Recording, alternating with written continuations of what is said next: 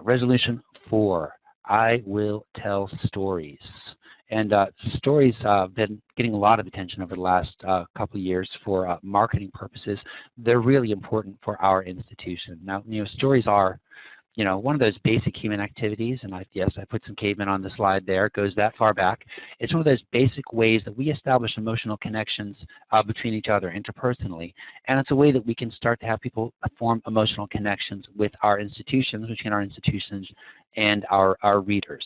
And that is an important thing for marketing. When you look at our various schools, and what we offer, I think we're all aware that a lot of us offer things that are very similar. It can be hard to differentiate your school from another school. Stories is where that can happen. Those kind of emotional connections, those kind of stories that show your school, your values in action are really, really important for that. Now, there's a lot to say about stories. I mean, as a PhD in English, there's a lot that I could say. I'm going to give you the one basic piece of advice that you need to know about stories, and that's that stories have a beginning, they have a middle, they have an end. And that's advice that goes back way back. I'm professionally qualified to tell you that Aristotle mentions this 2,000 years ago, and it seems like silly advice, but it turns out to be really important advice.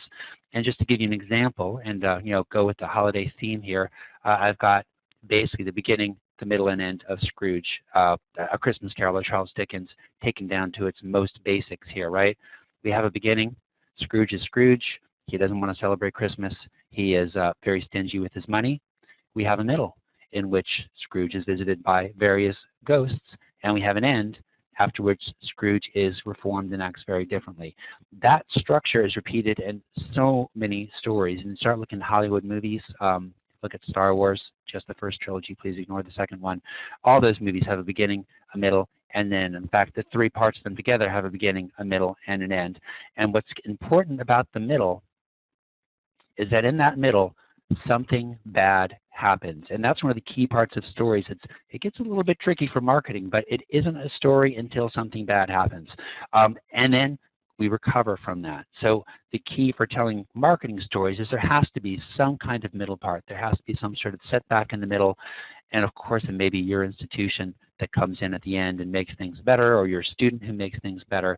But until we've got that, this is really where the emotional connection happens. That's an important part of the story to remember and gets left out when people start talking about stories for marketing and writing purposes.